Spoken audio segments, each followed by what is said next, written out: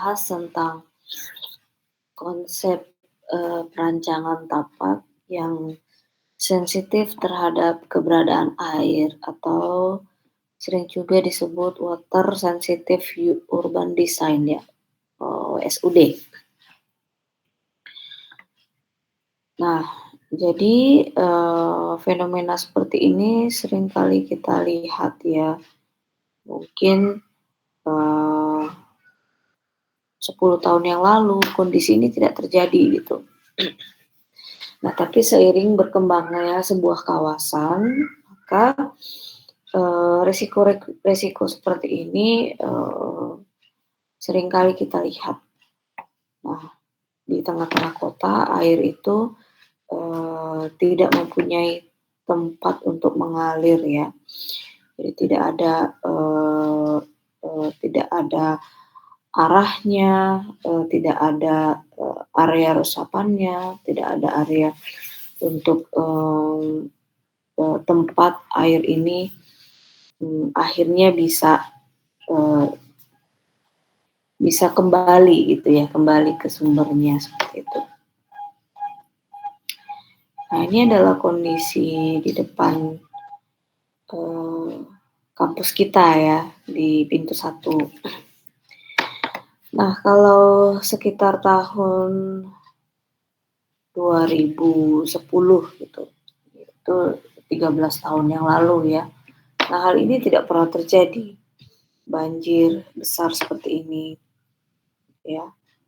Nah, sampai masuk ke ini juga masih pintu 1 ya. Nah, padahal, sering kita lihat bahwa di USU itu paritnya besar-besar, di jalan utama ya, paritnya dalam dan besar. Nah, dan ini sekitar 10 tahun yang lalu juga tidak pernah terjadi. Jadi baru-baru ini fenomena yang sering ya, sering muncul gitu. Nah, kenapa seperti itu? Oke, nah drainase yang buruk, menyebabkan banjir besar terjadi di Medan. Apakah hanya karena drainase yang buruk atau ada faktor yang lain ya? Nah, ini tahun, 2020. Nah ya, apakah karena drainase yang buruk? Harusnya seperti apa? Nah, bagaimana dengan, perubahan tata guna lahan? Ya, apakah ini bisa menjadi sebab? Oke, ini adalah gambaran ya, bagaimana sebuah kawasan atau kota itu berkembang. Nah, ini dimulai dari ini, bukan di Kota Medan ya, ini ada di Jabodetabek. Eee, yang merah-merah ini adalah area yang terbangun, yang hijau adalah area yang belum terbangun. Nah, jadi kalau kita perhatikan perkembangannya dari tahun 1972 sampai 2014. Nah, jadi kalau kita lihat semakin banyak area yang terbangun, itu area hijaunya makin berkurang, ya. Jadi, eee, semakin meningkatnya lahan yang terbangun, itu juga menyebabkan tempat air itu sudah tidak ada lagi ya untuk mengalir, untuk meresap, untuk kembali ke ini misalnya untuk kembali ke laut, kembali ke sumbernya ke laut atau ke sungai itu, air sudah tidak ada jalannya lagi karena semuanya, eee, sudah merah ini kondisinya ya. Ini sedikit sekali warna hijaunya. Nah, jadi menurut penelitian, katakan di sini wilayah Jabodetabek itu semakin rentan terhadap, banjir, ya, dengan kondisi yang seperti ini. Sehingga upaya mitigasi banjir itu kalah cepat dibandingkan dengan laju penyebab banjir. Oke. Nah, kita lihat bagan berikut ini ya. Ini adalah kondisi belum ada yang terbangun. Jadi misalnya masih hutan ya. Nah, dikatakan di sini menurut Otto 2004 ya.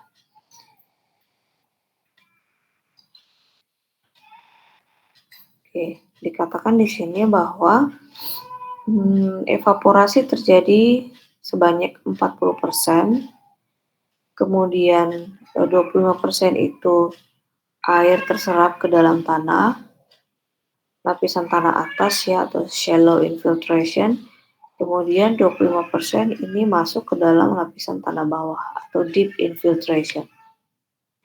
Ini pada kondisi natural ground cover, artinya belum ada yang terbangun. Evaporasi itu adalah proses air yang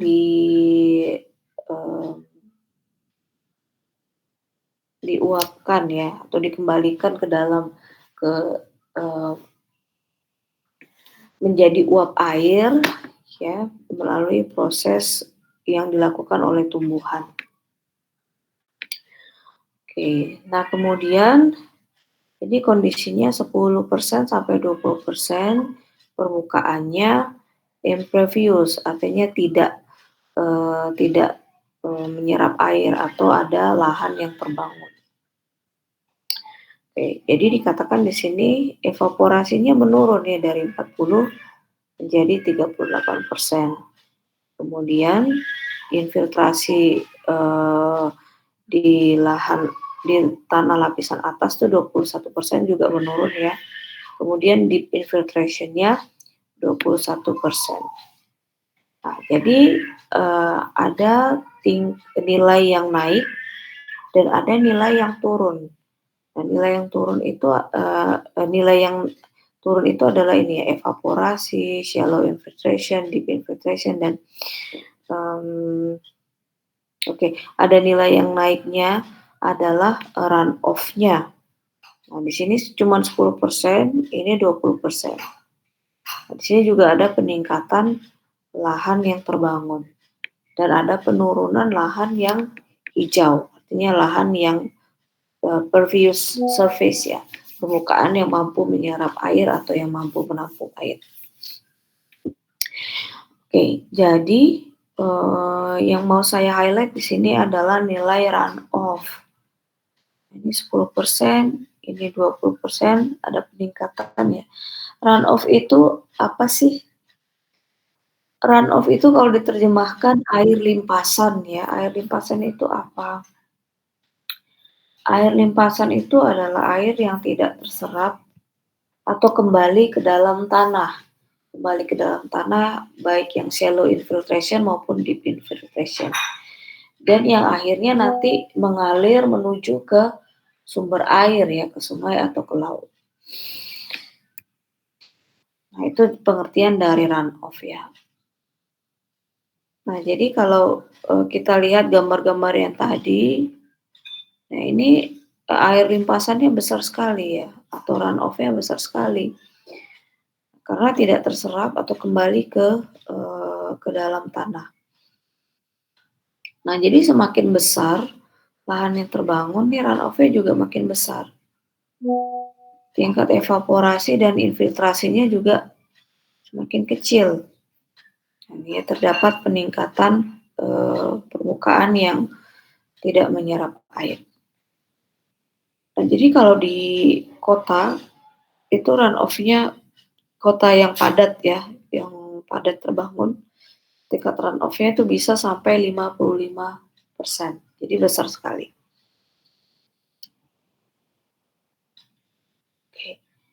Nah, ini adalah permasalahan drainase pada internal tapak yang tidak memperhatikan atau yang tidak responsif terhadap keberadaan air. Oke, yang pertama, atap bangunan mempunyai kemiringan kurang dari 30%. Kemudian terdapat pemakaian genteng beton atau bisa juga ada pemakaian dak beton. Nah, akibatnya air yang jatuh ya ke dalam tapak itu tidak sepenuhnya turun ke halaman. Nah, kemudian kalaupun ada air yang turun ke halaman, itu material pada perkerasan tidak meresap air. Artinya, misalnya halaman sebuah rumah itu sudah full ditutupi dengan perkerasan. Jadi air sulit sekali meresap ke dalam tanah. Kemudian lanskap atau taman tidak dirancang untuk menampung air hujan atau meresap air hujan. Jadi tidak ada area resapan air dan tidak ada misalnya kolam ya untuk meresap air hujan. Kemudian tidak ada sistem aliran air terpadu dari area perkerasan rumah, melainkan langsung ke drainase. Nah, ini artinya semua aliran air itu dibebankan kepada drainase. Nah, drainase itu berapa sih volumenya ya? Kan tidak semua parit yang ada itu ukurannya besar-besar.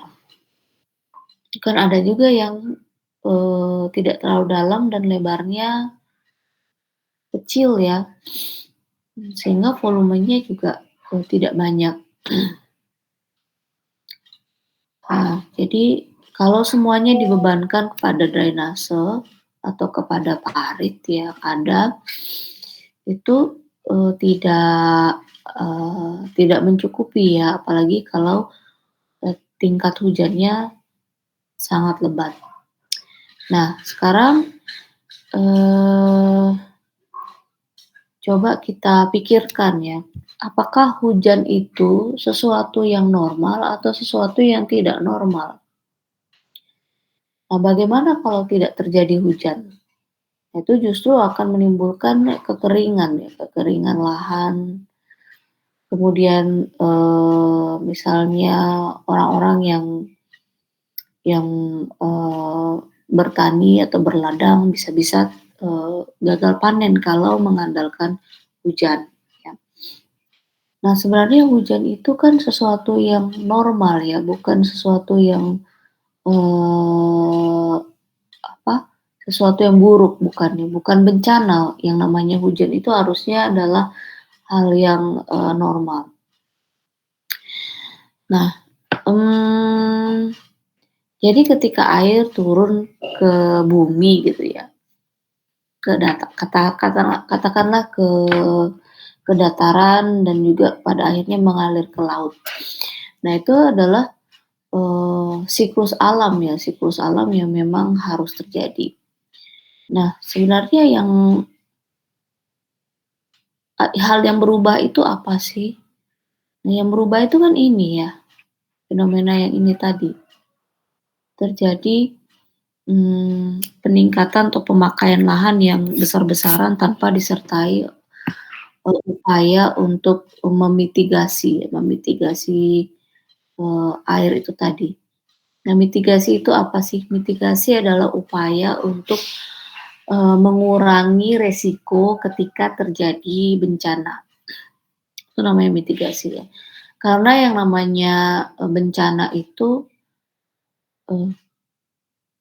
tidak bisa dicegah ya, nggak bisa dicegah, tapi bisa dikurangi resikonya.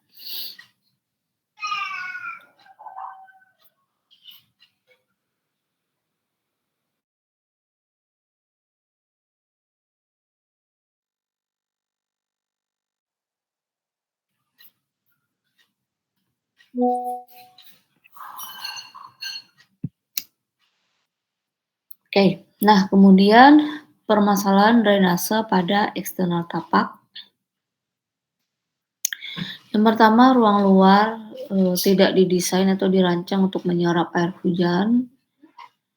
Kemudian jaringan jalan tidak terintegrasi dengan sistem drainase atau bahkan kita sering melihat ada jalan kendaraan tapi nggak ada paretnya ya, atau kalaupun ada paretnya, level paretnya tuh lebih tinggi daripada level jalan. Nah, gimana airnya ngalir ya kalau seperti itu? Kemudian tidak ada kemiringan trotoar terhadap jalur hijau. Oke. Pertama tidak ada kemiringan, kemudian jalur hijaunya nggak ada. Jarang sekali ya, jarang sekali kita melihat yang namanya jalur hijau.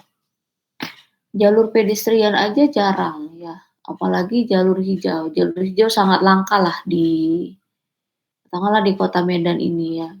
Di pusat kotanya aja nggak ada jalur hijau kalau kita sering mengamati gitu. Kan harusnya, ketika ada jalur kendaraan di dalam kota atau di lokasi lingkungan ya, artinya bukan di jalan tol. Ketika ada jalur kendaraan itu harus ada jalur pedestrian dan di tengah-tengah antara jalur pedestrian dan jalur kendaraan itu harusnya ada yang namanya jalur hijau. Oke. Nah, jalur hijau ini banyak sekali gunanya. Jadi bisa untuk tempat, misalnya tempat tiang listrik, tempat lampu jalan ya, tempat tiang reklame, dan tempat street furniture lainnya. Misalnya tempat duduk, kemudian tong sampah, itu bisa semua diletakkan di jalur hijau. Jadi tempat pohon apalagi ya, itu sangat bisa diletakkan di jalur hijau. Jadi yang namanya jalur pedestrian itu bukan tempat tiang listrik, bukan tempat lampu jalan, bukan tempat pohon juga. Kita sering jalan di jalur pedestrian tiba-tiba ada pohon di tengahnya. Nah, bukan seperti itu ya harusnya ya. Harusnya ada di jalur hijau sehingga yang namanya jalur pedestrian itu tidak dihalangi oleh apapun. Nah, bahkan sepeda motor juga harusnya nggak boleh naik ke jalur pedestrian. Dan tidak boleh untuk tempat jualan. Jadi yang namanya jalur pedestrian itu bukan milik pribadi ya, bukan aset pribadi, bukan.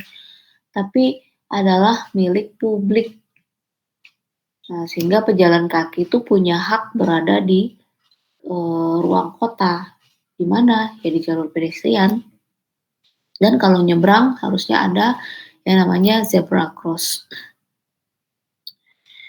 Oke, kemudian tidak ada drainase dan tidak ada halaman rumah. Di kota-kota yang padat itu sangat jarang sekali ya dijumpai yang namanya halaman rumah. Misalnya gang-gangnya kecil gitu. Halamannya juga sudah full padat di beton ya. Oke, nah coba perhatikan gambar berikut ini. Nah ini adalah siklus alam yang natural ya, yang normal. Bukan sesuatu yang tiba-tiba terjadi, enggak gitu. Nah ada awan, kemudian ada proses transpirasi, ada evaporasi, tadi juga sudah saya jelaskan. Semuanya baik transpirasi dan evaporasi itu dilakukan oleh tanaman. Jadi keberadaan tanaman itu juga penting ya untuk mengembalikan air itu ke misalnya ke awan, dikembalikan lagi ke udara ya. Oke. Nah, ini adalah siklus alam yang natural, yang normal terjadi ya. Kalau yang namanya siklus itu berarti dia berlangsung tidak terputus harusnya ya, harusnya tidak terputus. Nah, jadi dimulai di sini ada kondisi air ya, terjadi evaporasi. Nah, dengan sinar matahari dan juga transpirasi ini ya, air dikembalikan ke udara atau ke awan, kemudian awan menjatuhkan air itu kembali ke bumi, ya misalnya turun ke gunung-gunung, ke bukit-bukit. Ini kan kondisinya masih natural ya, kalau kita lihat masih terdapat lahan yang terbuka, nah ada sawah, kemudian melalui area hijau ini, air itu apakah meresap ke dalam tanah atau mengalir kembali ke sungai ya. Nah, kemudian melalui peresapan dan juga penampungan air tadi, nah air itu tidak, muncul hanya ada di permukaan saja. Nah, jadi bisa sampai ke lapisan air yang paling bawah. Nah, dan air yang kita minum ya, air yang baik dikonsumsi oleh manusia itu adalah air yang mengandung mineral. Nah, artinya dia kan harus sampai ke lapisan tanah bawah ya, yang banyak mengandung mineral. Kalau masih di permukaan itu, nggak ada mineralnya atau bahkan cenderung bisa tercemar ya, yang namanya air permukaan. Misalnya air sungai, air permukaan sungai. Itu kan, sangat rentan sekali tercemar, apalagi kondisi kondisi, kotanya tidak bagus ya. Kemudian, yang mengalir ke sungai itu biasanya apa? Air dari drainase. Nah, kalau drainase itu kan semua buangan air kotor ya, harusnya kan tidak dibuang ke sumber air. Jadi, yang mengalir ke sungai itu adalah air yang dialirkan eee, oleh ground cover ya, yang sifatnya alami tadi gitu, jadi masih bersih. Kalau misalnya air dialirkan oleh area hijau, kemudian terserap ke tanah, itu kan yang namanya polusi-polusi atau, kontaminan yang terdapat di dalam air itu, bisa tersaring ya, kemudian masuk ke dalam lapisan tanah bawah, dia sudah, banyak sekali tersaring oleh lapisan tanah, nah sehingga, tersisalah air yang bersih. Jadi bisa dikonsumsi oleh manusia, apalagi terdapat mineral-mineral tadi ya. Oke. Nah kemudian, ada yang terserap, ada yang kembali lagi ke, sumber air ya, seperti laut atau sungai. Nah kemudian terjadi lagi proses evaporasi, transpirasi dan kemudian presipitasi ya. Nah melingkar seperti itu, yang namanya siklus ya, jadi tidak terputus. Nah, bayangkan kalau salah satu proses saja terputus, maka nggak terjadi siklus lagi ya, ada proses yang, terinterupsi artinya. Nah, jadi misalnya ini berubah menjadi, area yang terbangun, ya kan. Jadi ada satu proses yang terinterupsi menyebabkan, air nggak bisa meresap ke tanah ya, nggak sampai ke lapisan tanah bawah, airnya menggenang ya, tidak, masuk lagi ke dalam, sumber air, ke sungai atau ke laut. Nah, jadi bayangkan pada akhirnya semua prosesnya juga terkendala, ya, semua proses terkendala sehingga, mmm, ya yang namanya iklim juga sekarang jadinya tidak terprediksi ya. Bagaimana terjadinya hujan ya. Kapan musim hujan, kapan musim panas itu jadinya sekarang tidak prediksi. Oke, nah jadi salah satunya karena ada siklus yang terganggu di sini, ya. Oke, nah ini adalah, seperti yang saya katakan tadi harusnya ya ini kondisi yang natural, kondisi yang normal. Coba bayangkan kalau, kita juga manusia kan mengalami siklus ya. Siklus contohnya salah satu siklus itu adalah siklus metabolisme.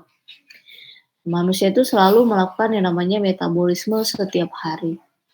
Jadi, terjadinya bagaimana?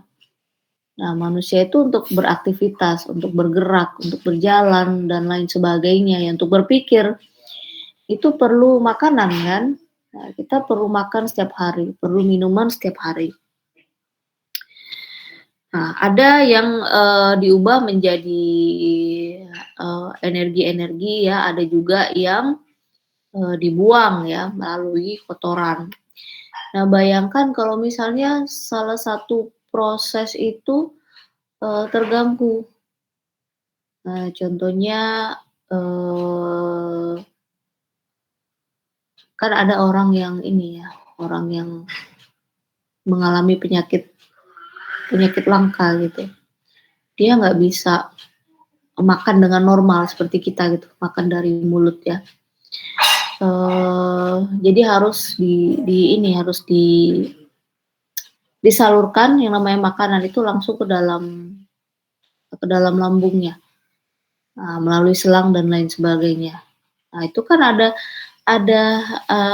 ada proses yang di-skip ya, misalnya enzim, nggak nggak nggak ada lagi enzimnya. Nah untuk memproses makanan itu kan nggak cukup dikunyah, tapi ada enzim juga ya yang memproses atau mengubah makanan tersebut. Oke. Nah, jadi akibatnya, manusia tersebut misalnya akan mengalami, kekurangan gizi ya.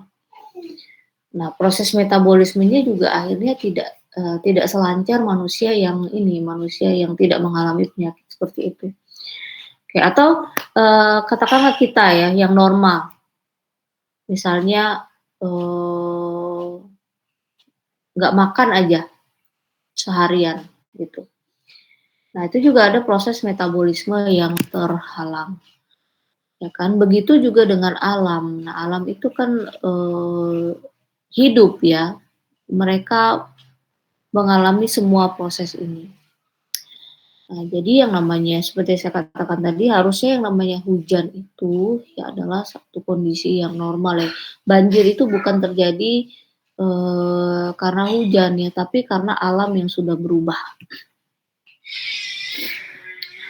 Oke.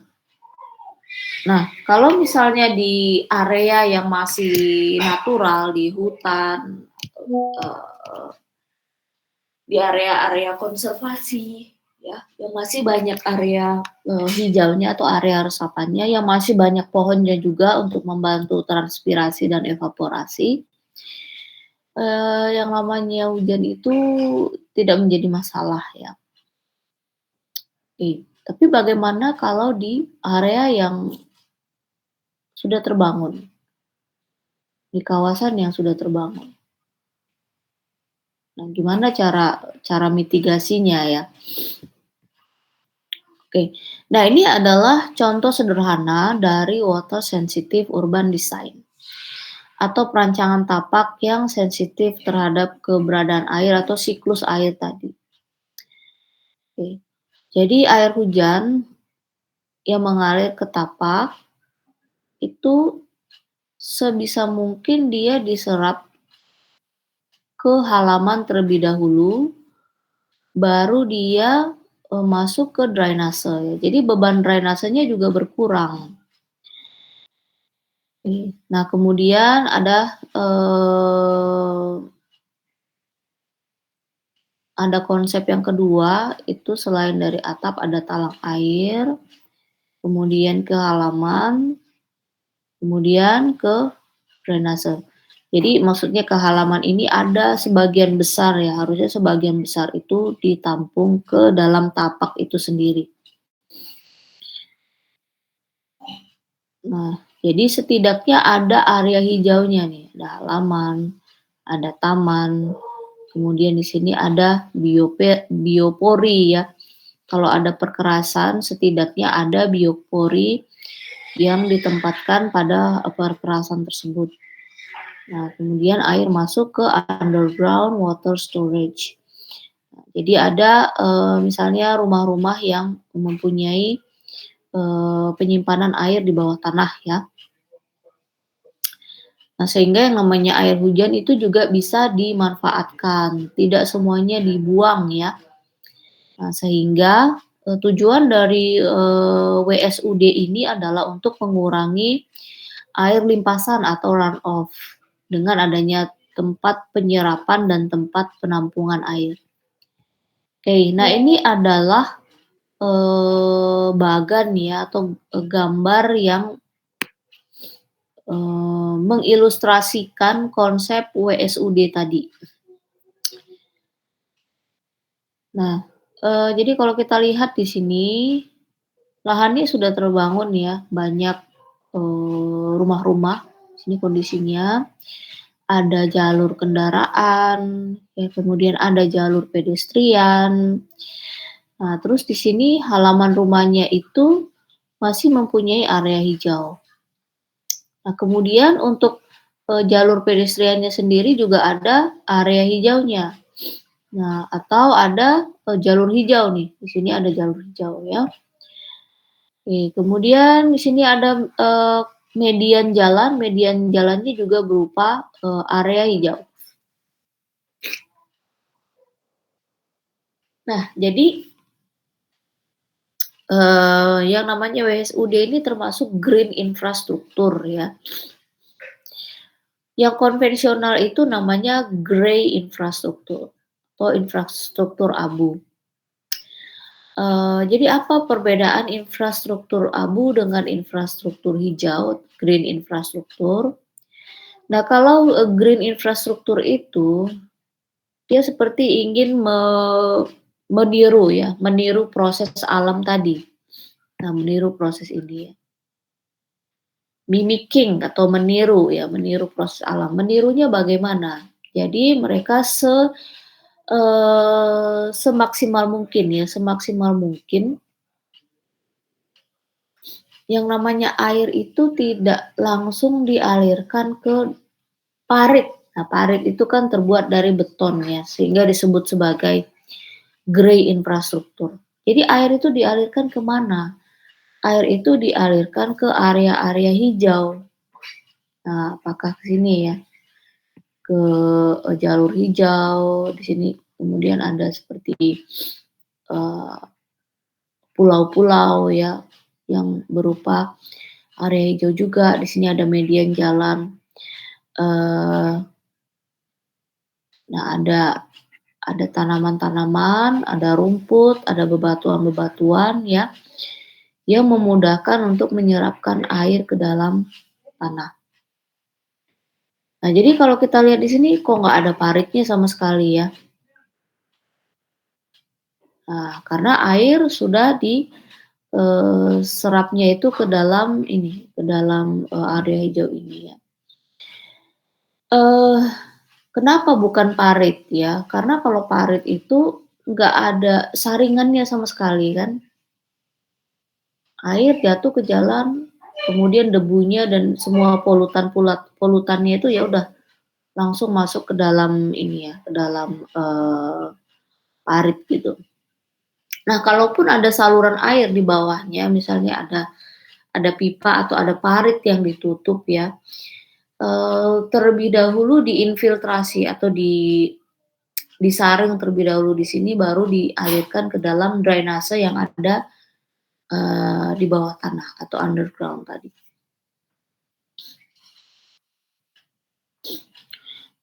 Nah, prinsip dari WSUD itu meminimalkan air yang tidak dapat meminimalkan area yang tidak menyerap air, meminimalkan penggunaan sistem drainase yang formal atau grey infrastruktur tadi, memaksimalkan proses infiltrasi, kemudian melindungi vegetasi existing atau tanaman asli ya,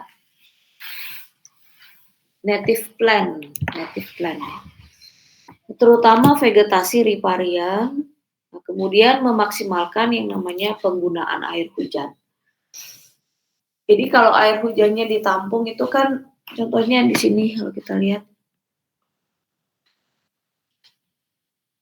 ada penampungan air hujan. Nah, air hujan tuh memang nggak bisa diminum ya. Nah, di sini dimanfaatkan untuk apa? Untuk menyiram tanaman, untuk penggunaan yang tidak langsung diminum ya, atau tidak langsung dikonsumsi.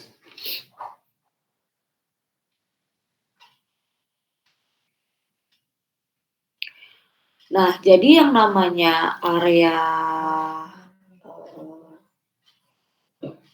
basah atau rawa contohnya, atau bahkan sawah ya, itu sangat berguna sekali atau sangat berfungsi sekali untuk membantu siklus air tadi. ya. Kalau di Kampung Susu kita masih bisa melihat yang namanya sawah ya, yang cukup luas. Nah, bahkan dulu area Tanjung Sari dan sekitarnya itu masih banyak didominasi oleh sawah. Nah, kalau sekarang sudah banyak yang terkonversi menjadi perumahan ya.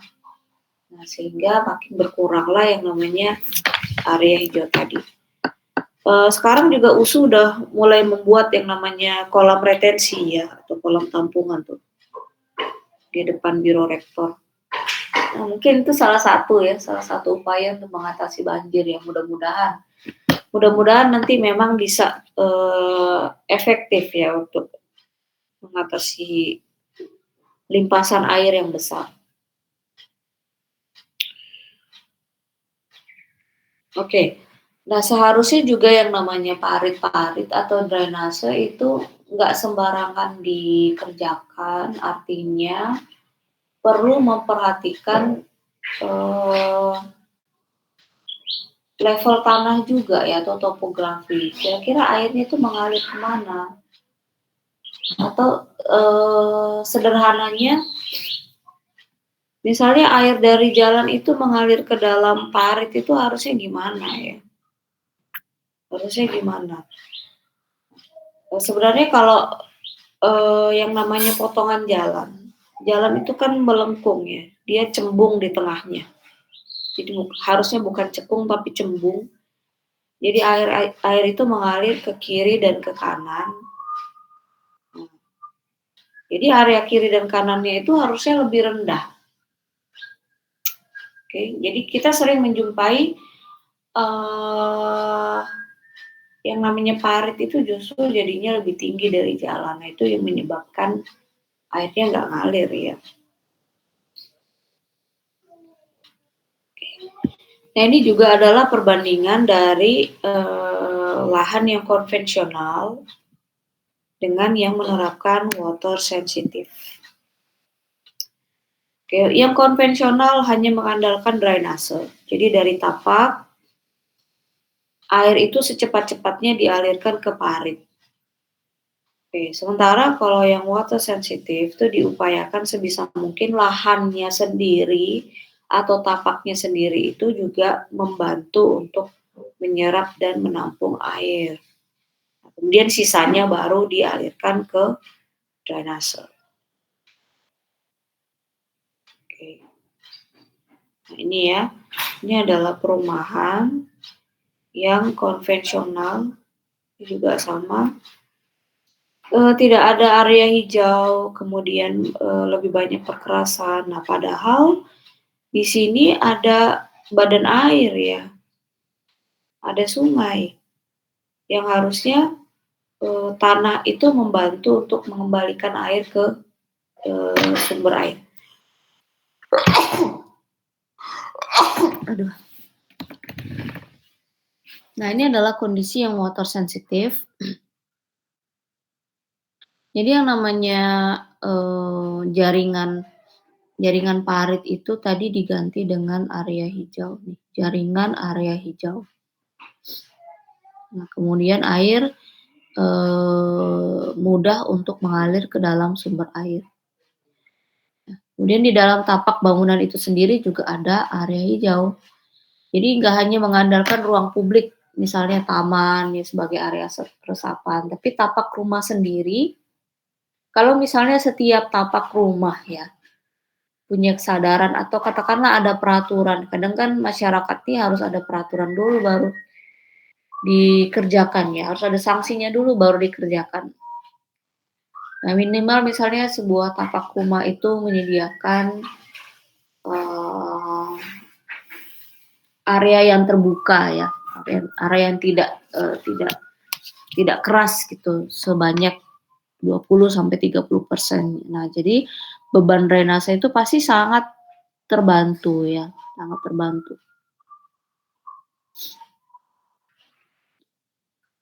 Oke, nah tadi saya sudah juga menyebutkan namanya green infrastruktur. ada 3 manfaatnya ya, ada environmental atau secara lingkungan, secara ekonomi, dan secara sosial. Nah, secara lingkungan seperti yang kita lihat tadi, yang namanya area hijau itu sudah menggantikan atau setidaknya mendampingi keberadaan grey infrastruktur. Nah, jadi yang namanya green infrastruktur itu juga berupa jaringan, greenway as a linkage. Nah, area hijau yang saling terkoneksi ya, yang saling terhubung, nah itu akan menciptakan, kemudahan untuk konservasi lahan ya, untuk mengalirkan air tadi, sebagai tempat jalannya air. Jadi ada konservasi, ekosistem ya, kemudian nilainya meningkat dan fungsinya juga meningkat ya, fungsi sebuah lahan juga meningkat. Nah, hal ini menciptakan sebuah peluang untuk meningkatkan, penataan lanskap dan menghubungkan pembangunan kota dengan karakter dan konteks alaminya. Sehingga yang namanya, kondisi-kondisi yang alami itu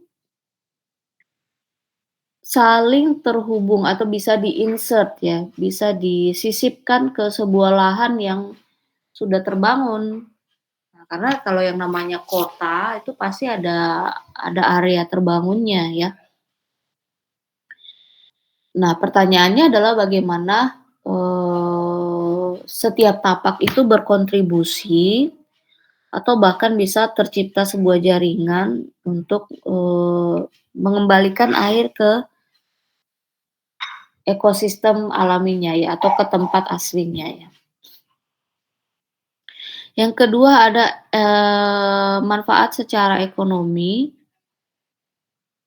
Nah, jadi kalau misalnya ada, jaringan hijau ya, baik yang berupa linier atau bahkan yang berupa, taman ya, misalnya jaringan-jaringan yang linier tadi terhubung dengan, taman kota yang hijau. Nah, itu secara tidak langsung menciptakan, ruang publik juga ya, ruang publik juga bagi masyarakat kota. Nah, sehingga kota tersebut menjadi tempat yang lebih, livable atau menjadi tempat yang atraktif, menciptakan banyaknya tempat, sebagai destinasi leisure dan tourism ya, amusement yang sifatnya, rekreatif. Nah, sehingga secara ekonomi juga meningkatkan yang namanya nilai lahan atau properti. Nah, kemudian ada, manfaat secara sosial. Nah, jadi kalau semakin banyak ruang-ruang publik ya, terdapat di sebuah kota, itu juga meningkatkan, kesempatan interaksi masyarakat untuk, saling bertemu misalnya. Misalnya sebuah taman kompleks ya, sederhananya sebuah taman kompleks itu juga, selain secara lingkungan banyak area hijaunya, itu juga bisa, meningkatkan interaksi misalnya banyak warga yang berolahraga di situ, mengajak anak-anaknya bermain ya. Jadi secara sosial ada, manfaatnya juga.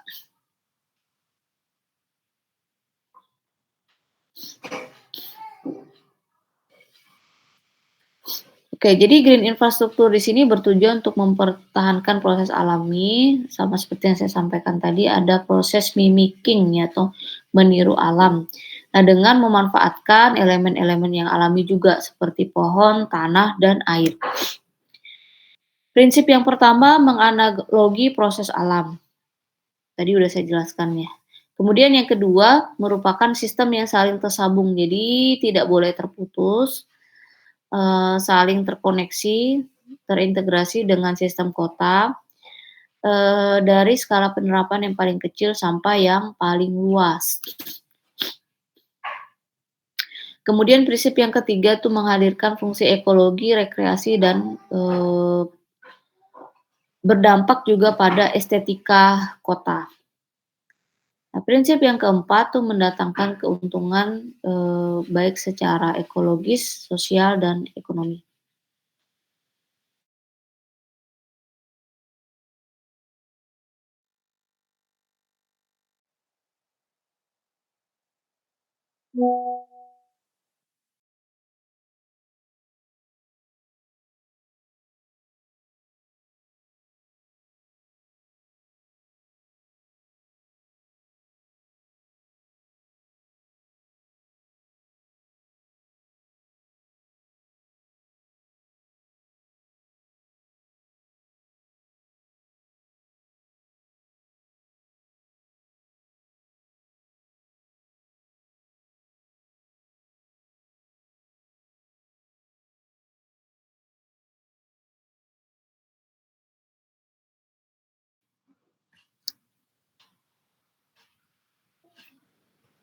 Nah, ini adalah contoh, penerapan green infrastruktur yang saling terkoneksi ya. Parks and Trails Plan di kota Lenexa. Oke, nah jadi selain ada grey infrastructure, ini kalau kita lihat yang putih-putih, juga ada green infrastruktur. Nah, yang saling terhubung ya, jadi ada, jalur hijau, kalau di sini kita lihat yang sifatnya linier, kemudian terhubung ke, area hijau yang luas, dan juga, di beberapa, jalur hijau ini juga terdapat kantong-kantong taman ya. Nah, ini ada yang warna, hijau di sini, ada yang sifatnya community, ada yang sub-community, ada yang neighborhood, dan ada playground. Nah, jadi semuanya, area hijau itu dihubungkan dengan, jalur hijau. Nah, itulah yang dinamakan tadi konsep yang integrated ya. Sama seperti, grey infrastruktur parit itu kan harusnya terintegrasi juga ya. Nah, ini juga terintegrasi untuk meniru proses alam tadi. Karena yang namanya proses alam itu harusnya tidak ada yang terputus. Nah, jadi dalam kota Lenexa itu ada upaya untuk, manajemen air hujan atau air limpasan stormwater, kemudian, perencanaan yang menyeluruh berdasarkan pada perlindungan aliran sungai, dan membuat jaringan greenways tadi ya, parks and trails tadi, yang terintegrasi dengan taman. Nah, sehingga mereka menjadi sebuah sistem ruang hijau. Jadi ada, taman yang mikro, kemudian taman yang makro ya, ada instalasi taman tersebut dilakukan secara menyeluruh.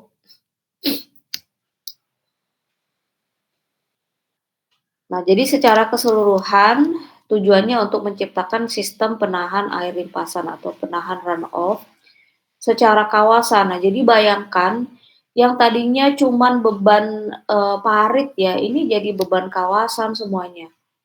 Nah, sehingga kan beban itu terbagi rata ya, lebih luas yang, menyerap air hujannya. Nah, jadi kemungkinan untuk banjir itu, bisa direduksi atau bisa diminimalisir. Nah, secara tidak langsung area-area terbuka tadi menyediakan taman yang atraktif, termasuk juga area parkir. Kalau selama ini, kita sering membayangkan area parkir itu pasti beton semua ya atau aspal semua. Nah, bagaimana menciptakan area parkir yang, water sensitif juga. Nah, kemudian area di tepi, badan air, apakah danau, sungai, nah itu banyak area hijaunya. Jadi secara tidak langsung juga menjadi, area rekreasi bagi warga. Jadi di kota Lenexa itu ada yang namanya Waterfest, festival air yang diadakan setiap tahunan ya. Mereka merayakan, bagaimana kota tersebut tuh berhasil untuk, mengintegrasikan air menjadi sistem kotanya.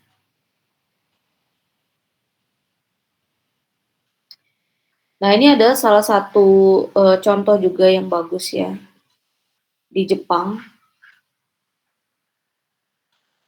Uh, jadi ada sebuah sungai yang namanya Surumi River. Ini adalah Surumi River. Surumi River ini mempunyai lebar sungai yang besar ya, dan dia mengalir di tengah-tengah kota. Oke. Nah, jadi keberadaan stadion di sini dan juga area di tepian sungainya itu memang diperuntukkan untuk retardation area ya. Jadi nama proyeknya itu Surumi River Multipurpose Runoff Retardation Area. Nah, multipurpose ya, ada tujuan yang banyak gitu. Jadi bukan hanya sebagai area resapan, nah, tapi juga bisa berfungsi sebagai taman, berfungsi sebagai stadion ya. Nah, kemudian ada ditempatkan juga gerbang-gerbang untuk runoff ya, drainage gate of runoff retardation. Ini ada istilahnya pintu-pintu air untuk misalnya sungainya itu meluap ya, sungainya meluap, maka ada pintu-pintu air untuk membantu kawasan sebesar ini menyerap air hujan atau air dari sungai. Nah, ini sudah dimulai tahun 2003, jadi sudah sangat lama sekali. Nah, area yang memang ditujukan untuk retardation tadi, untuk penahan air dan juga penyerap air tadi, itu sekitar 84 hektar ya. Nah, ini bisa kita bayangkan bisa menggantikan banyak sekali jaringan parit ini, 84 hektar, ada banyak volume yang bisa ditampung. Nah, itu sekitar 3,9 juta meter kubik. Oke, nah sehingga area ini bisa menampung 200 meter kubik per detik ya. 200 meter kubik per detik air ke dalam kawasan tersebut.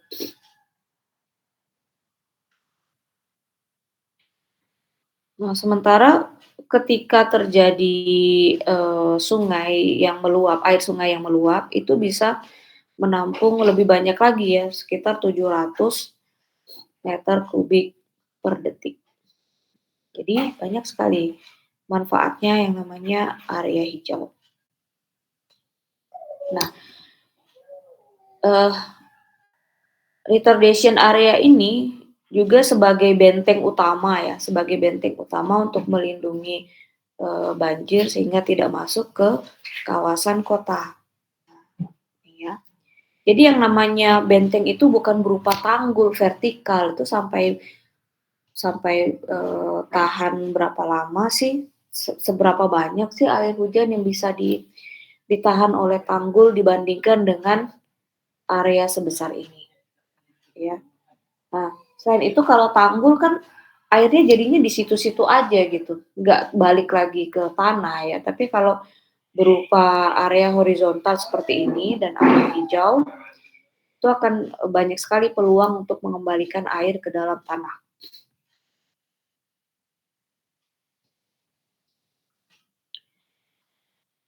Oke, nah ini adalah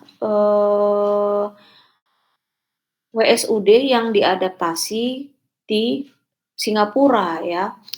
Nah, jadi yang namanya di Singapura itu programnya namanya ABC, Active Beautiful Clean Waters for All. Tujuan mereka adalah untuk menampung ya atau menangkap setiap titik air hujan yang jatuh ke bumi. Wow, ngeri sekali ya programnya ya. Water from local catchment.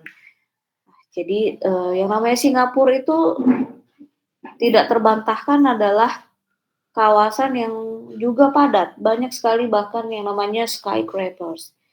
Nah, tapi saya sering cerita ya bahwa di sana itu, mereka sangat mengkonservasi lahan. Hutannya ada loh, Singapura juga punya hutan ya, sekecil itu Singapura juga punya hutan, nggak semuanya dibangun. Jadi mereka sangat ketat di dalam peraturan. Eee, 2/3 lahan dari, eee, negara Singapura itu sekarang dimanfaatkan sebagai area tangkapan air. Nah, mereka memisahkan antara, area untuk menyerap air dan, sewerage system ya, atau green infrastruktur tadi. Nah, tetap ada green-nya, tapi didampingi juga dengan green infrastruktur.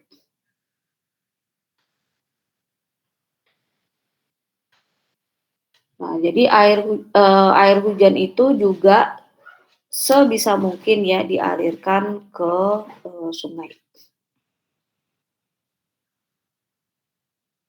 Nah, ini adalah gambaran secara menyeluruh dari manajemen stormwater atau manajemen air hujan ya. Eee,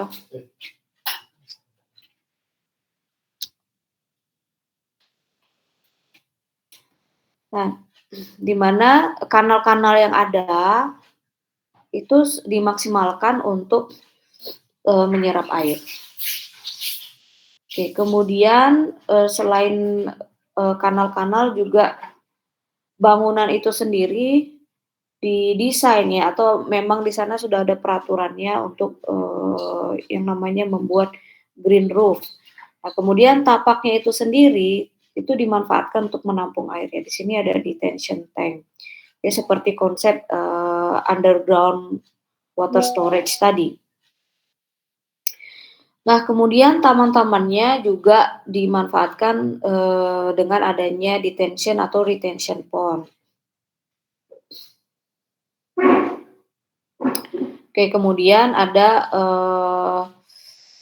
eee, misalnya kantong-kantong taman dimanfaatkan untuk, rain garden atau rain harvesting ya.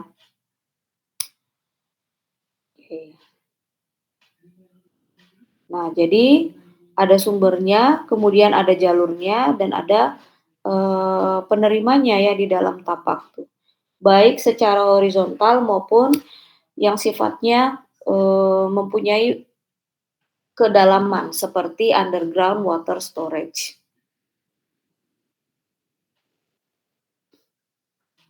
Oke.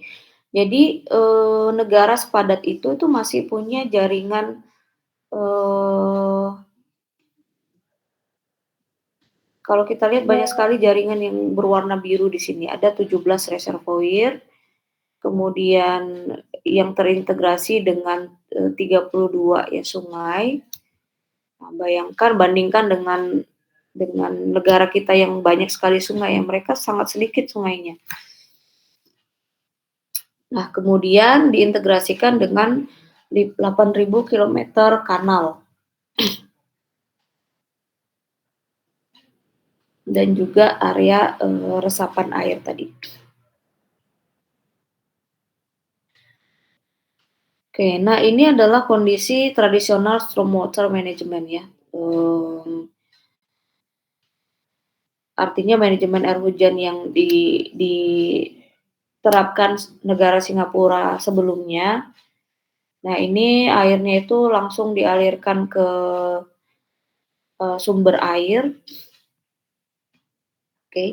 Sementara untuk ABC sistem tadi, sama seperti konsep WSUD ya, sebisa mungkin, lahannya itu sendiri itu menangkap air atau menampung air. Nah, kemudian sisanya baru dialirkan ke, sumber airnya. Jadi, slowly released into drains and canals ya. Jadi secara,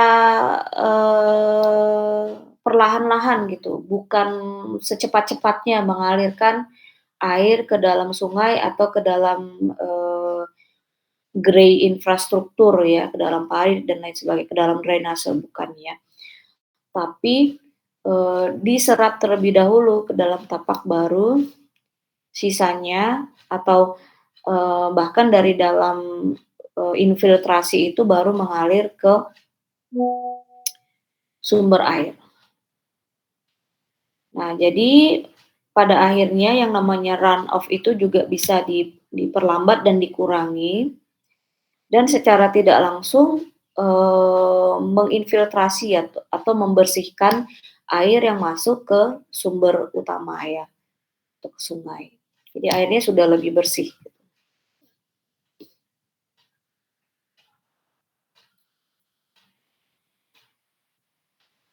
Nah, ini yang diterapkan di salah satu distrik ya, di Punggol C39, ada perumahan di sana. Oke, jadi ada jaringan airnya, kemudian ada vegetated swale atau area resapan dengan memanfaatkan lahan dan juga pohon. Kemudian ada bioretention atau kolam-kolam ya, kolam-kolam yang juga ditanam riparian vegetation atau tanaman riparian, sehingga semakin memudahkan untuk menyerap air dan menampung air. Nah, kemudian masing-masing jaringan ini terhubung ya, ada inlet dan ada outletnya, jadi nggak ada air yang stuck gitu di dalam jaringan tersebut. Kemudian terintegrasi juga dengan roadside drain, dengan grey infrastruktur atau parit-parit yang terdapat di sisi-sisi jalan. Nah, ini ada discharge point atau tempat air untuk mengalir atau tempat air untuk inlet dan outlet ya.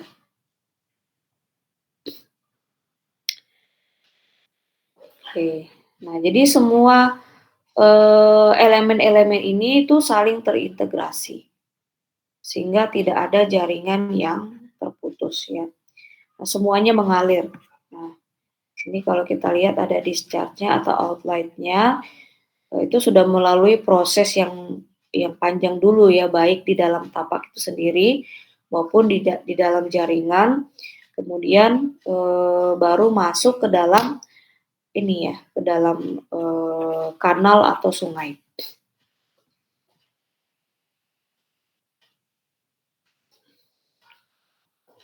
Nah, jadi mereka bukan hanya menerapkan sistem secara fisik, mereka juga merubah mindset ya atau paradigma warganya.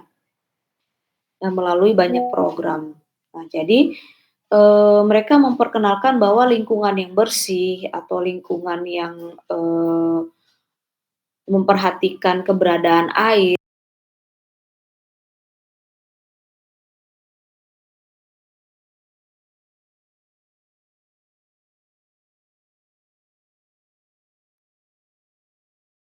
publik, kemudian membuka peluang juga yang namanya untuk penggunaan area rekreasi, kemudian semakin merangkul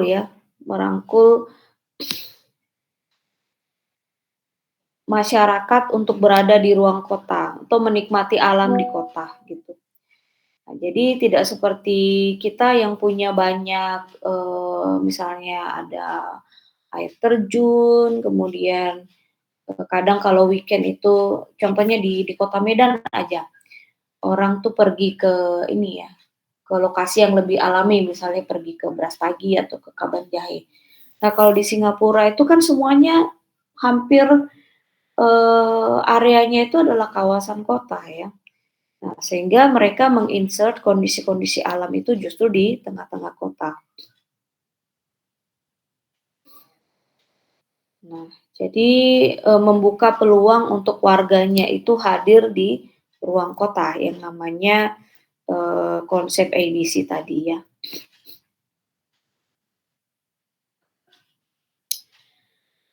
Nah, jadi di sini ada area rawa, kemudian ada dek-dek seperti ini, jadi namanya Sengkang Floating Wetland ya.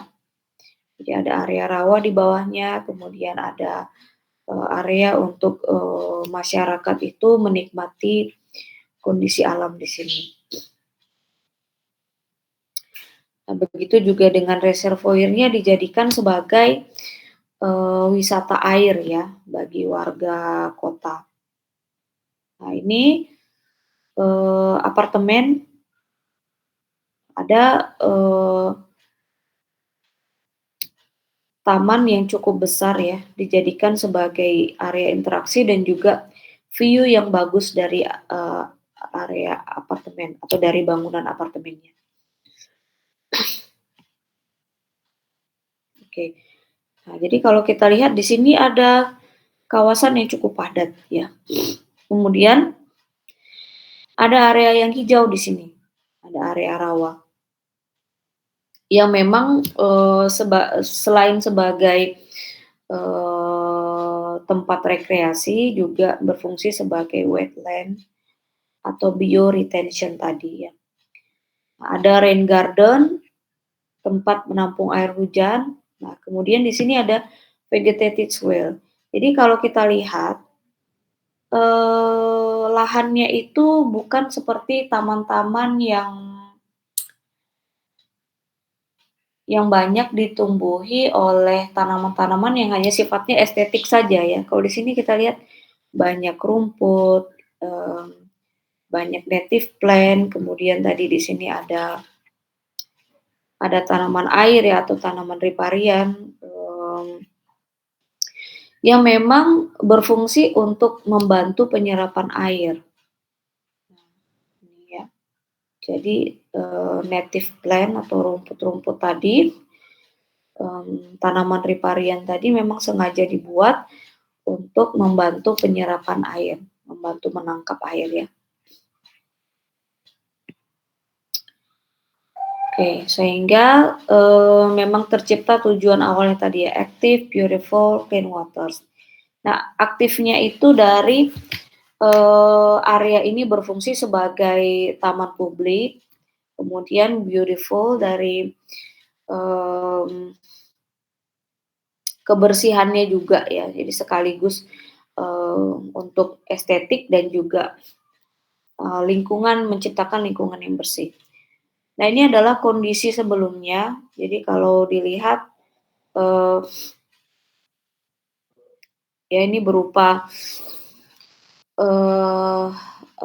kanal yang cukup besar, tapi didominasi oleh grey infrastruktur, oleh beton ya. Nah, kemudian dikonservasi atau diubah ya menjadi yang sifatnya alami. Nah, kalau kita lihat di sini seperti sungai yang alami ya, padahal awalnya kondisinya seperti ini. Nah, jadi beton tadi diubah menjadi previous surface atau area yang bisa menyerapkan air sehingga nggak ada beton lagi ya.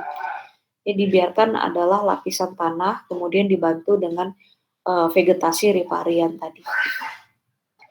Nah, jadi kondisi yang kedua itu lebih efektif di dalam menampung dan menyerap air daripada kondisi yang pertama. Oke. Nah, jadi ini adalah seperti area rawa ya. Oke, jadi di negara-negara yang sudah menyadari akan keberadaan air atau yang sangat water sensitive itu memang kondisi tapaknya sudah seperti ini ya kebanyakan. Atau setidaknya menyediakan area khusus ya, menyediakan area khusus yang sifatnya sangat alami seperti ini. Bukan grey infrastruktur tapi green infrastruktur.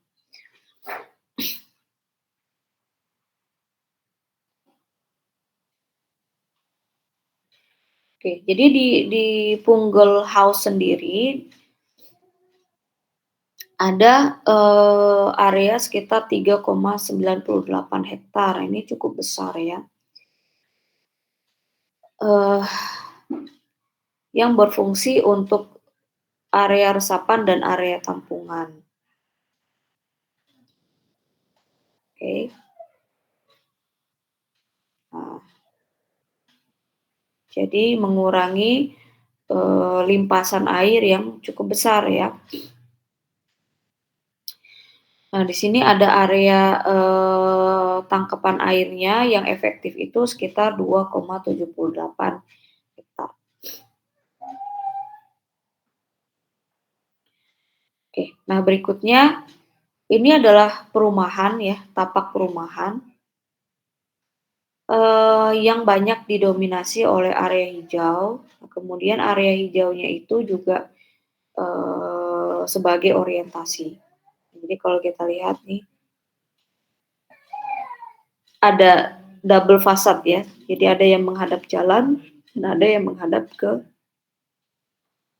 taman yang di sini. Oke, nah taman kemudian terintegrasi dengan area tampungan. Nah ini juga ya. Nah ini baik jalan maupun taman itu dua-duanya menjadi orientasi dari bangunan yang ada di sekelilingnya. Oke, nah kemudian penerapannya pada infrastruktur kota. Jadi ini yang saya katakan tadi sebagai jalur hijau ya. Air itu tidak secepat-cepatnya masuk ke dalam parit, tapi diserapkan terlebih dahulu di sini. Ini juga kalau kita lihat nggak ada paritnya ya. Nah, padahal di bawah itu ada jaringan pipa maupun, drainase ya, yang terlebih dahulu melalui proses infiltrasi dari, jalur hijau yang ada di sini.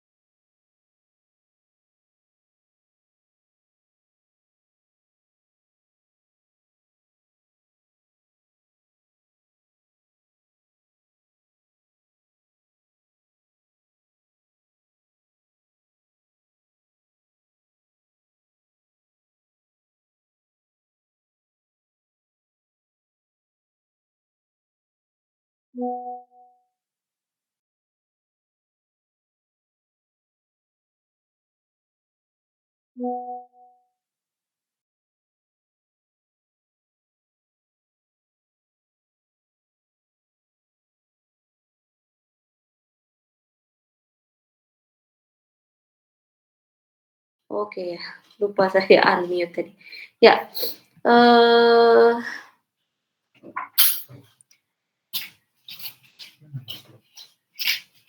nah singkat saja ya. Nah jadi ini perbedaan antara yang konvensional dengan yang menyerap air atau green infrastruktur tadi. Kalau di sini area hijaunya tidak dimanfaatkan ya, sehingga air itu secepat-cepatnya dialirkan ke sebuah drain. Atau kalau ada kanstin, kemudian ada drainnya itu langsung dialirkan ke situ. Tapi yang green infrastruktur, area hijaunya itu sangat dimanfaatkan untuk infiltrasi, menyerap air ya. Oke, nah jadi di sini adalah area parkir. Tadi saya sebelumnya menyebutkan kalau area parkir yang sering kita lihat bahkan di Deir Usu ya, itu didominasi oleh aspal semuanya. Padahal kalau kita ingat lapangan parkir di arsitek itu belakangnya kan padahal area hijau ya. Kenapa tidak itu dimanfaatkan untuk menyerap air atau air dari area parkir itu diarahkan ke situ gitu. Nah, seperti konsep di sini ya. Sini ada penahan parkir. Nah, ya. Kemudian ada kanstin. Jadi di tengah-tengah kanstin itu sebenarnya ada lubang-lubang atau ada drain yang mengalirkan air ke tempat yang lebih rendah. Nah, di sini dialirkan ke sebuah bioswale.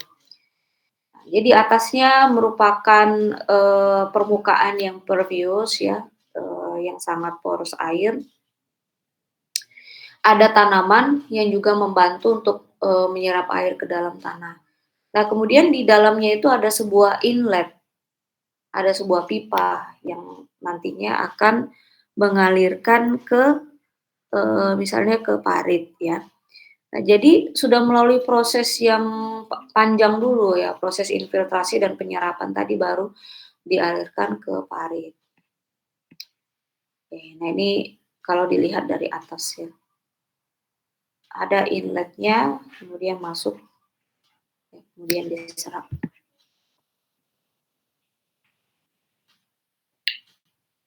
Oke, nah bahkan ada aspal ya, aspal yang pervious atau pervious paving itu artinya mampu meneruskan air ke dalam sampai ke dalam tanah. Nah, ini konsepnya seperti ini. Jadi permukaan atasnya itu adalah pervious concrete, kemudian ada filternya, kemudian ada lapisan yang compact sebagai penahan lapisan atas ya, dan juga pelindung bawahnya. Nah, kemudian baru dimasukkan atau dialirkan ke dalam tanah. Nah, ini contohnya perbedaannya ya. Ini yang pervious, ini yang impervious. Jadi yang impervious itu airnya masih ada di permukaan. Sementara yang pervious itu airnya sudah menyerap ya, udah menyerap masuk ke lapisan yang lebih bawah, bahkan bisa sampai ke lapisan tanah. Nah, ini juga contoh pervious pavers. Oke. Nah, kemudian ada juga yang membuat struktur tanahnya seperti ini. Nah, jadi untuk menampung kendaraan itu memang kan struktur permukaannya harus kuat ya. Kadang orang takut gitu, kalau misalnya hanya rumput saja nanti lama-lama becek. Nah, jadi di sini ada struktur penahannya, ya kan. Kemudian struktur penahannya itu berupa lubang-lubang seperti ini, sehingga lubangnya bisa diisi ya, bisa diisi dengan tanah, kemudian ditanam rumput sehingga dia tetap pervious ya, tetap menyerap air. Nah, kalau yang di atas ini contoh contoh penerapannya tapi ditutup oleh aspal yang pervious tadi ya. Ini contohnya. Ya. Pervious concrete allows waters to pass through pore spaces in the aggregate. Jadi banyak pori ya. Kalau di sini sebuah konkrit itu didesain dengan banyak pori sehingga air yang dialirkan di atas tuh masih turun ke bawah. Sehingga dia strukturnya kuat tapi juga bisa meneruskan air ke bawah ya. Oke. Nah, jadi kalau ada area parkir yang cukup luas seperti ini, sebenarnya ini bisa menjadi sebuah potensi ya untuk menyerap air dengan adanya median jalan tadi, ya, kemudian terintegrasi ke sumber air atau bahkan yang lebih baik ya, yang lebih maksimal adalah dengan menggunakan lapisan atas yang mampu meneruskan air tadi, seperti contoh-contoh sebelumnya ya. Oke, nah ini juga sebuah area hunian vertikal. Di tengah-tengahnya adalah ruang publik. Oke, nah ada area yang ditutup oleh perkerasan, tapi pakai grass block ya, bukan konblok tapi grass block. Kalau grass block itu tengah-tengahnya ada lubang untuk menanam rumput, ya. Nah, kemudian di tengah-tengahnya terdapat area rawa ya yang saling terintegrasi. Dan di bawahnya ada groundwater storage. Sebelum dialirkan ke groundwater storage, underground water storage maksudnya, airnya itu melalui proses infiltrasi terlebih dahulu, baik melalui bebatuan, lapisan bebatuan yang ada di sini maupun melalui vegetasi riparian yang ada di kiri kanan.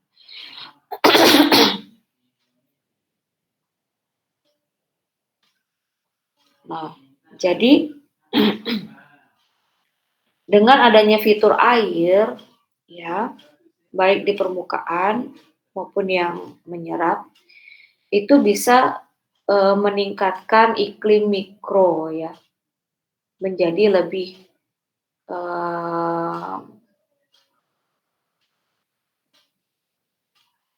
tidak tercipta global warming tadi ya. Tadi kan saya katakan di awal seringkali yang namanya banjir itu karena alamnya yang berubah. Nah, jadi dengan menginsert kondisi alam di kota seperti ini ya, itu bisa mengurangi yang namanya resiko global warming. Oke, nah kemudian water sensitive itu juga membuka peluang untuk mengolah kembali lahan-lahan yang sudah tidak terpakai seperti ini. Ini contohnya ya, sebuah lahan yang terabaikan, ya, tidak ada fungsinya lagi. Sebenarnya punya potensi ya, potensinya itu adalah luasnya, dia mempunyai lahan yang sangat luas seperti ini, tapi nggak dipakai gitu. Nah, jadi ini ada di Georgia ya, Historic Fort Worth Park, Atlanta, Georgia. Nah, dengan memanfaatkan area yang terbengkalai tadi, kemudian diubah menjadi wetland parks atau taman berupa lahan basah ya, berupa ada area rawanya, kemudian ada area tampungannya, ya, kemudian ada area untuk rekreasi warga. Nah, di sini banyak sekali memanfaatkan tanaman-tanaman sebagai fitur untuk membantu menyerap air tadi. Nah, ini adalah kondisinya ketika terjadi hujan ya. Kebetulan taman tersebut juga dibuat agak turun ke bawah ya, sehingga punya volume untuk menampung air. Nah, 17 are taman tersebut bisa dijadikan sebagai 2 are water detention ya, atau kolam tampungan air yang menangkap 8 juta galon dari air hujan.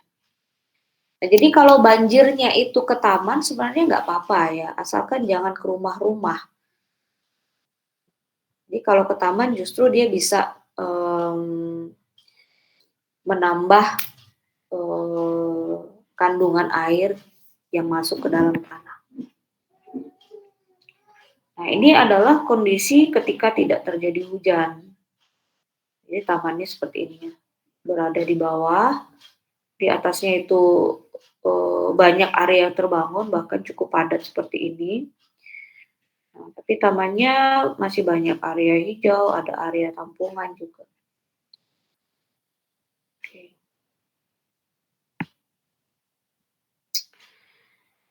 Nah, jadi ini adalah konsep ya, sebelum air masuk ke dalam sumber air tuh, runoff-nya diinfiltrasi terlebih dahulu. Oke, nah ini juga sebuah contoh yang unik ya, lapangan tenis di kondisi normal seperti ini kondisi ketika terjadi hujan.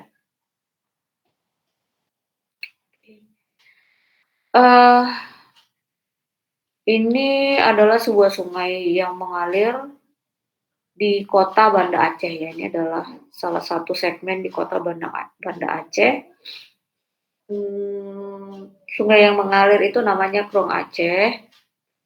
Kemudian di kiri kanannya sudah cukup padat, banyak kawasan yang sudah terbangun ya.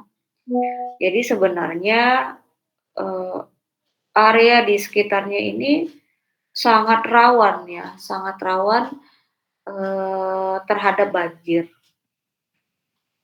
Oke. Nah, kalau dilihat kondisi sekitarnya itu sudah banyak bangunan memang. Hanya tersisa sedikit saja area-area yang belum terbangun ya.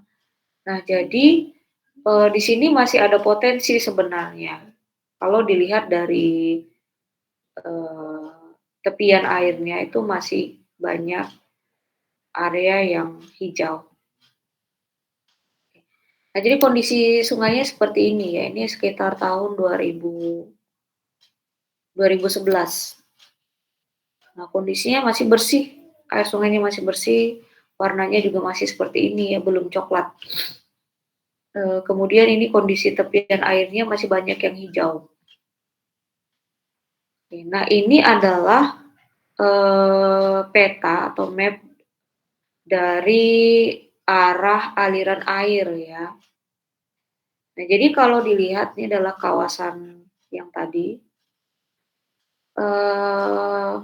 levelnya itu lebih rendah dari kawasan sekitarnya sehingga airnya itu mengalir ke sini itu arah airnya kalau kita lihat ya. Mengalir ke kawasan tersebut kemudian mengalir ke sungai. Oke. Nah, ini adalah prediksi kawasan yang tergenang ketika terjadi banjir 50 tahunan dengan tinggi genangan 5 ini bukan 0,5 cm ya, 0,5 meter atau 50 cm. Nah, jadi kalau kita lihat itu banyak sekali area yang tergenang. Khususnya di sini. Ya, area yang cukup padat. Ini ada di sini ada pemukiman penduduk. Ini ada kawasan militer ya. Ini juga kawasan militer di sini.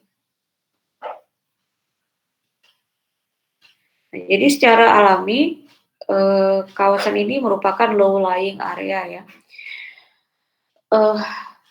Jadi sangat sulit sekali untuk mengalirkan air karena tingkat kelerengannya rendah, hanya 0 sampai 5%.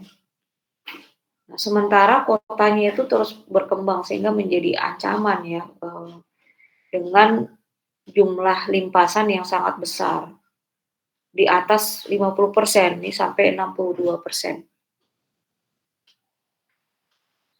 Oke, nah jadi kondisi bangunan di sekitarnya juga sudah cukup padat kalau dilihat ya, seperti ini. Nah, ini adalah salah satu kondisi ketika terjadi banjir, banyak pemukiman penduduk yang tergenang. Jadi ini adalah sebuah proposal ya, sebuah proposal untuk memitigasi banjir 50 tahunan tadi. Nah, jadi ada perubahan, tata letak masa bangunan. Oke, kemudian area tepian airnya itu semakin dimaksimalkan ya menjadi, ruang terbuka publik, di sini jadi area hijau. Nah, kemudian sungai-sungainya itu bisa diakses ya dengan keberadaan tanggul di sini, di beberapa titik. Nah, kemudian karena kondisi, badan airnya itu ya cukup lebar, ini sekitar 50 sampai 70 meter, jadi bisa dimanfaatkan sebagai area transportasi air sebenarnya. Nah, kemudian, air yang mengalir ke anak sungai maupun ke sungai, terlebih dahulu dilakukan infiltrasi ya, seperti konsep water sensitive tadi. Nah, jadi di sini dibuka area resapan yang cukup besar, nah sekaligus sebagai taman kota ya. Nah, kemudian terintegrasi dengan perumahan penduduk yang ada di sini juga, setiap tapaknya itu menyediakan area hijau. Kemudian untuk lahan-lahan yang sudah terbangun juga di bagian atas, itu juga dilakukan penataan ulang. Sehingga setiap persilnya itu memiliki, taman atau area resapan air. Dan menjadi orientasi bangunan, ini ada di tengah-tengahnya ya. Begitu juga dengan area yang ada di, seberang ini, di sebelah. Katakanlah kalau ini kanan, ini kiri ya. Di sebelah kirinya itu juga punya konsep untuk menyerapkan air ke dalam tapak itu sendiri. Oke. Nah, sehingga ketika terjadi banjir atau terjadi limpasan air 50 tahunan, tapak itu sendiri berfungsi untuk menyerap dan menampung air ya. Kemudian taman yang cukup besar di sini juga punya volume untuk menyerap air hujan. Ya. Oke. Nah, ini merupakan proposal ya, belum dibangun nih, masih perencanaan. Nah, jadi konsep tamannya hampir mirip dengan yang di kota Georgia tadi. Tamannya itu turun ke bawah dengan ada tanggul seperti ini, tanggulnya berupa tangga-tangga ya. Kemudian ada ramp, sehingga bisa diakses juga oleh kursi roda. Nah, sehingga kalau turun ke bawah seperti ini, dia mempunyai kedalaman ya, dia ada volume yang memungkinkan untuk menyerap air, menampung air. Nah, jadi ini adalah kondisi normal. Ini adalah kondisi ketika terjadi hujan. Jadi kalau kita lihat tadi peta aliran airnya, memang secara alami air itu mengalir ke tengah-tengah ini ya. Oke, nah ini adalah salah satu dermaganya ya. Jadi ada tangga-tangga juga, sehingga area tepian airnya itu bisa dijangkau, tapi sekaligus memberikan batas sehingga airnya tidak naik ke atas. Ini kondisi dermaganya. Oke. Nah, kemudian pemukiman penduduk yang padat tadi diubah menjadi konsep rumah panggung seperti ini. konsep rumah panggung, kemudian di bawahnya ada underground water storage. Sama seperti konsep BSUD sebelumnya ya. Ada underground water storage. Kemudian ini adalah contoh taman-taman yang diinsert pada masing-masing persil bangunan atau persil tapak. Oke. Nah, jadi sama seperti konsep green infrastruktur dengan konsep kawasan ya, secara horizontal ada fungsi air untuk menyerapkan air dan juga untuk menampung air, maka beban drainase atau beban parit itu sangat berkurang. Oke, nah bahkan sebuah sebuah putaran di tengah-tengah kota itu bisa dimanfaatkan seperti ini. Oke. Nah, ini sebuah pabrik ya yang mempunyai konsep water sensitif juga, walaupun berada di area suburban, artinya masih banyak ruang terbukanya ya, tapi mereka tetap memanfaatkan atap bangunan sebagai area tampungan air, kemudian diserapkan ke dalam tapaknya sendiri. Ya. Lebih jelasnya seperti ini. Nah, ini adalah pabriknya. Kemudian di area sekitarnya masih alami loh. Tapi mereka tidak membebankan langsung ke alam seperti ini ya. Dan mereka juga memanfaatkan area yang berupa atap bangunan tadi. Nah, ini adalah sirkulasi kendaraan dan juga parkir. Jadi kalau kita perhatikan ini mempunyai kemiringan, ya diarahkan ke natural wetland yang ada di sekitarnya. Oke. Nah, kemudian ini terlihat dari atas nih bangunan pabriknya, atap pabriknya. Jadi air hujan itu ditampung terlebih dahulu di atas, kemudian melalui pipa-pipa ya diserapkan ke area di sekeliling tapak yang masih alami seperti ini. Nah, jadi kondisi tapaknya atau landscape-nya ini juga mempunyai kemiringan. Ya, dengan tujuan supaya air itu terserap ke area-area alami yang ada di sekelilingnya. Oke, ini kondisi pabriknya. Jadi di sekitar pabriknya juga masih ada ruang-ruang hijau seperti ini. Oke. Nah, kemudian bagaimana dengan parit-parit yang sudah terbangun ya? Ternyata bisa juga diintegrasikan dengan bioswale. Jadi di sini banyak sekali diinsert bioswale untuk menginfiltrasi air tadi atau lubang biopori. Nah, lubang biopori itu adalah lubang yang berukuran 10 sampai 30 cm dengan kedalaman 100 cm ya. Kemudian lubang diisi dengan sampah organik atau ada tanaman-tanaman khusus ya untuk memudahkan menyerap air ke dalam tanah. Nah, lubang biopori ini merupakan wadah aktivitas fauna atau tanaman ya, flora ya. Namun terdapat juga mikroorganisme yang membantu proses penyerapan air tadi. Nah, jadi di parit, kemudian di taman-taman seperti ini juga bisa diinsert yang namanya lubang biopori. Nah, kemudian sumur resapan itu juga bisa membantu proses penyerapan air ya. Jadi diintegrasikan dengan drainase yang sudah ada dengan riol kota. Ada saluran air, kemudian ada bak kontrol untuk menyaring air sebelum masuk ke sumur resapan. Kemudian ada pipa, ada sumur resapan, dan ada pipa pembuangan.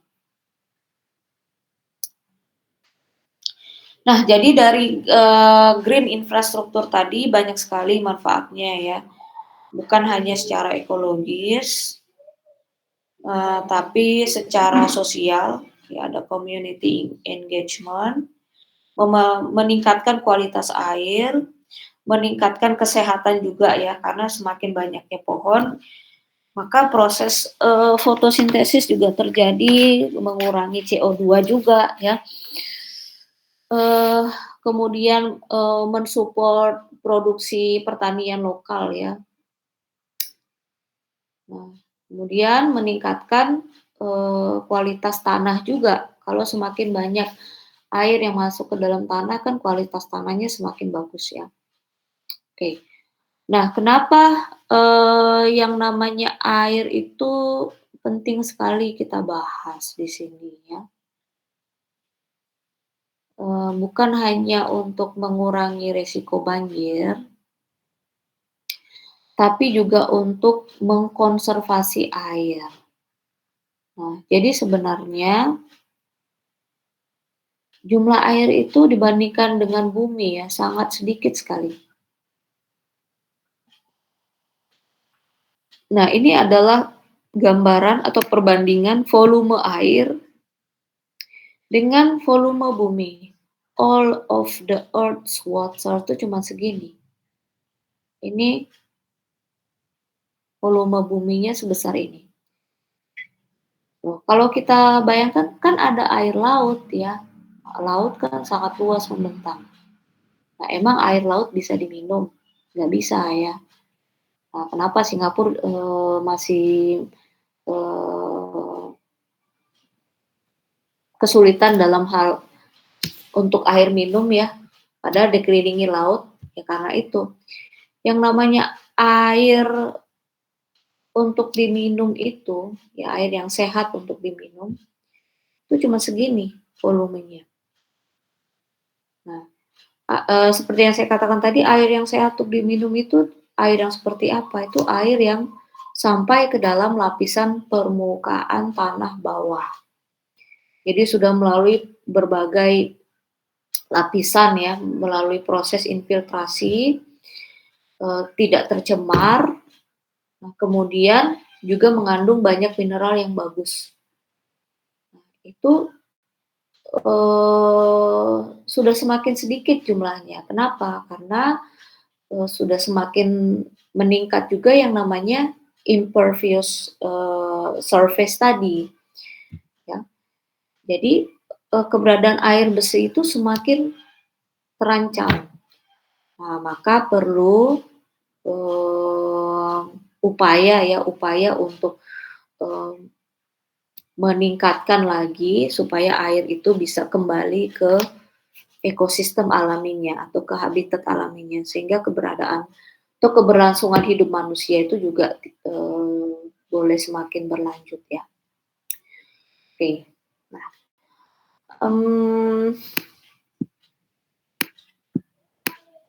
ya itu dia untuk materi hari ini ya tentang water sensitive urban design.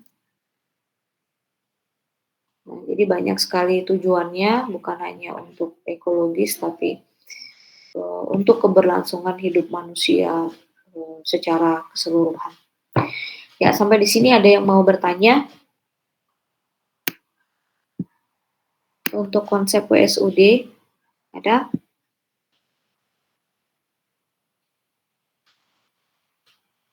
Oke, tidak ada ya. Baik, kalau tidak ada, kita masih ada pertemuan berapa kali lagi? 2 minggu lagi ya, sekitar 2 minggu lagi. Oke, kalau tidak ada pertanyaan, saya akan tutup materi saya hari ini. Selamat pagi semuanya.